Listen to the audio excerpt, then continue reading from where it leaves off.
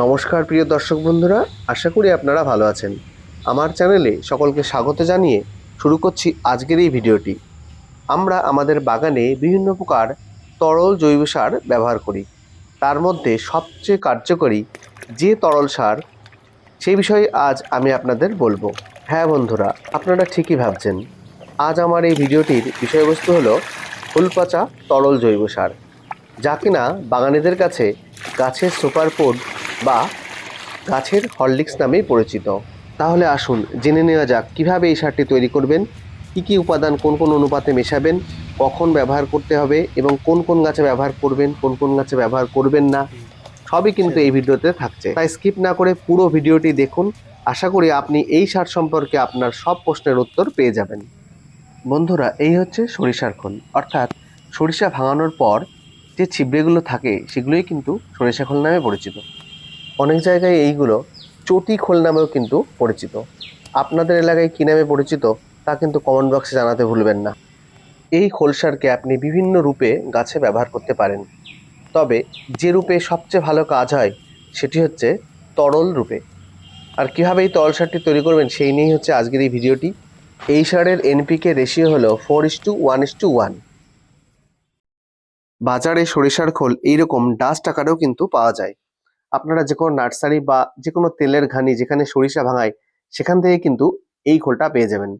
তবে আমি বলবো আপনারা চটি খোলটি নেবেন, কারণ তাতে ভেজাল থাকার কোনো সম্ভাবনা থাকে না। এই সারটি তৈরি করার জন্য আমি একটা বালতিতে নিয়ে নিয়েছি 2 লিটার জল এবং তার মধ্যে দিয়ে দিচ্ছি 200 গ্রাম খোল, অর্থাৎ লিটার প্রতি 100 গ্রাম করে খোল কিন্তু দিয়ে দিচ্ছি। খোলের টুকরোগুলোকে প্রয়োজনে আপনি আরেকটু ছোট টুকরো করে দিতে পারেন, তাতে তাড়াতাড়ি ডিকম্পোজ কিন্তু হবে।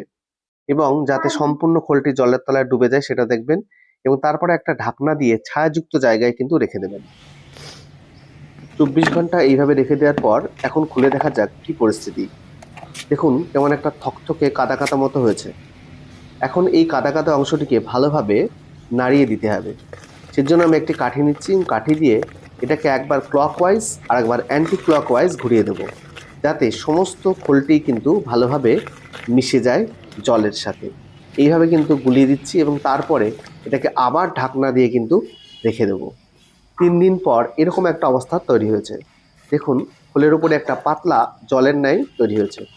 আমি একটি কাঠির সাহায্যে এটিকে আবার ক্লকওয়াইজ ও অ্যান্টি ক্লকওয়াইজ ঘুরিয়ে দিচ্ছি, যাতে সমস্ত মিশ্রণটি ভালোভাবে মিশে যায়। খোল পচানোর সময় মাঝে মাঝেই আপনাকে এরকম একটা কাঠির সাহায্যে নাড়িয়ে দিতে হবে, যাতে এর মধ্যে থাকা যে গ্যাস সেটা বেরিয়ে যায়। এবং ভালোভাবে নাড়িয়ে দেওয়ার পর এটাকে আবার ঢাকনা দিয়ে ঢেকে রাখতে হবে, এবং অবশ্যই একটা ছায়াযুক্ত জায়গায় রাখবেন, কোনো রোদযুক্ত জায়গায় রাখবেন না। ফুল পচাতে দেওয়ার মোটামুটি 3 দিন পর থেকেই একটা গন্ধ বেরোতে থাকে, এবং তারপর থেকে ক্রমান্বয়ে গন্ধের পরিমাণটা বাড়তে থাকবে। যখন দেখবেন এরকম গন্ধ বেরোচ্ছে তখন বুঝবেন যে আপনার খোলটি পচানো হয়ে গেছে। খোল পচানোর 6 দিন পর এরকম একটা অবস্থা তৈরি হয়েছে। এবার আমি এই মিশ্রণটিকে জলের সাথে মিশিয়ে তরল জৈব সারটি তৈরি করে নেব, এবং মেশানোর আগে অবশ্যই ভালোভাবে কিন্তু সারটিকে ঘেটে নিয়েছি। এবং এখানে 2 লিটার খোল পচানো আছে, তার সাথে আমি নিয়ে নিচ্ছি এরকম 20 লিটার জল। এই 20 লিটার জলের মধ্যেই কিন্তু আমি এই 2 লিটার খোল পচানো মিশ্রণটিকে দিয়ে দেবো। দেখুন এই মিশ্রণটিকে আমি এবার এই 20 লিটার জলের মধ্যে ঢেলে দিচ্ছি। যারা এই সারের দুর্গন্ধ এড়াতে চান তারা 3 দিন পচিয়েও কিন্তু সারটিকে ব্যবহার করতে পারেন, সেক্ষেত্রেও ভালোই কিন্তু কাজ হবে। এইভাবে জলের বালতিতে পুরো মিশ্রণটি মিশিয়ে নিচ্ছি, এবং যতটুকু আছে সবটুকুই কিন্তু একদম ভালোভাবে মিশিয়ে নিচ্ছি জলের মধ্যে, এবং বারবার করে বালতির জলটা ভালোভাবে মিশিয়ে দিচ্ছি। দেখুন যেভাবে আমি করছি আপনারাও সেটা করতে পারেন, বা এর পরিবর্তে আপনারা কোনো কাঠির সাহায্য করতে পারেন। এবং দেখুন জলের মধ্যে কিন্তু প্রচুর পরিমাণে বুদবুদ তৈরি হচ্ছে, অর্থাৎ জলের মধ্যে কিন্তু প্রচুর পরিমাণে অক্সিজেন মিশছে। বেশ খানিকক্ষণ কিন্তু আপনারা জলটাকে এইভাবে ফাটিয়ে নেবেন। আর এভাবেই কিন্তু তৈরি হয়ে গেল আমার তরল জৈব সার। এই সারের মধ্যে গাছের প্রয়োজনীয় নাইট্রোজেন, ফসফরাস, পটাশিয়াম যেমন আছে, তার সাথে সাথে অন্যান্য মাইক্রো এবং মাইনর এলিমেন্টগুলোও কিন্তু রয়েছে। অর্থাৎ এই সার দিলে গাছ কিন্তু আপনার সম্পূর্ণ পুষ্টি পেয়ে যাবে, আর অন্য কোনো সার দেওয়ার কিন্তু প্রয়োজন নেই। এই সারটি আপনি আপনার বাগানের সমস্ত গাছেই কিন্তু দিতে পারেন। সেক্ষেত্রে আপনারা পাতলা করে মাসে 2 বার ব্যবহার করতে পারেন। তবে আপনার বাড়ির ইনডোর প্ল্যান্ট বা সাকুলেন্ট জাতীয় গাছে কিন্তু এই সারটি প্রয়োগ করবেন না, সেক্ষেত্রে ছত্রাকজনিত সমস্যায় গাছের কিন্তু ক্ষতি হতে পারে। এই সারটি আপনি সকালের দিকে ব্যবহার করবেন। বেশি রোদ উঠে গেলে সারটি ব্যবহার করবেন না, কারণ সরিষার খোল ভেজানো জল দিলে মাটি কিন্তু একটু গরম হয়। আর সারটি ব্যবহার করার আগে এরকম একটা ছাঁকনির সাহায্যে ছেঁকে নেবেন। তাতে সরিষার খোলের যে ছিবড়েগুলো থাকে সেই ছিবড়েগুলো এই ছাঁকনিতে আটকে যাবে। এই ছিবড়েগুলো ডিকম্পোজ হতে একটু সময় লাগে।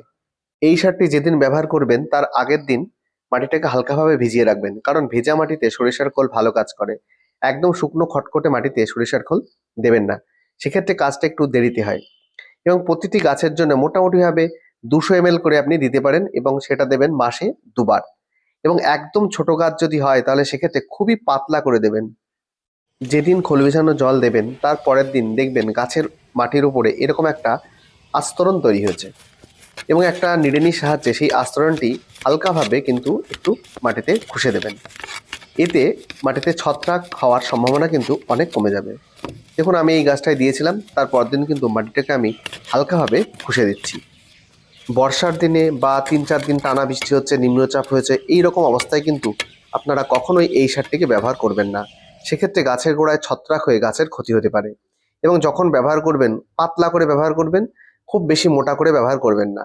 অনেক সময় খুব মোটা করে ব্যবহার করলে ছত্রাকের সংক্রমণ হয়, এবং তখন কিন্তু গাছ ঢলে পড়ে, এবং সেক্ষেত্রে গাছের কিন্তু প্রচুর পরিমাণে ক্ষতি হয়। গাছ মারাও যেতে পারে শিকড় পচে গিয়ে। আমার এই ভিডিওটি ভালো লাগলে অবশ্যই লাইক করবেন, এবং চ্যানেলে নতুন হয়ে থাকলে চ্যানেলটি সাবস্ক্রাইব করতে ভুলবেন না। ভিডিওটি এখানেই শেষ করছি। সবাই ভালো থাকবেন। নমস্কার।